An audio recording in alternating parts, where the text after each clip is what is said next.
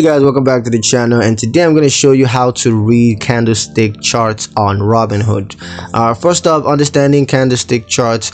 A candlestick chart consists of a body, wick, and sometimes a tail. Now, the body represents the price range between the opening and closing prices.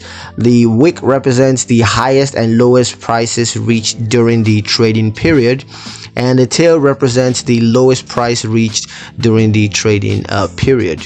Now, for interpreting candlestick patterns, you have a bullish pattern, so you want to look for patterns with green bodies indicating an upward trend. The bearish pattern, look for patterns with red bodies indicating a downward trend. And for reversal patterns, look for patterns that indicate a potential reversal in the trend. Now, common candlestick patterns. The first is hammer. A hammer pattern indicates a potential reversal in a downward trend. For a shooting star pattern indicates a potential reversal in an upward trend. Now, a doji pattern indicates indecision in the market.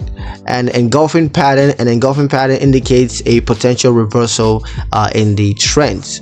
Now, for using candlestick charts on Robinhood, you're going to access the chart. Just tap on a stock to view its chart, and then you can choose from various time frames such as ID, IW, or IM.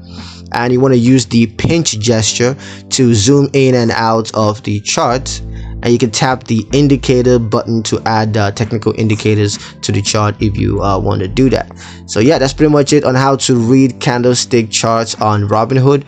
I hope you guys liked the video. If you found it useful enough, if you did, like the video, comment down below, let me know what you thought, share the video with your friends, and subscribe to the channel if you haven't done so already. And I will see you guys in the next one. Peace.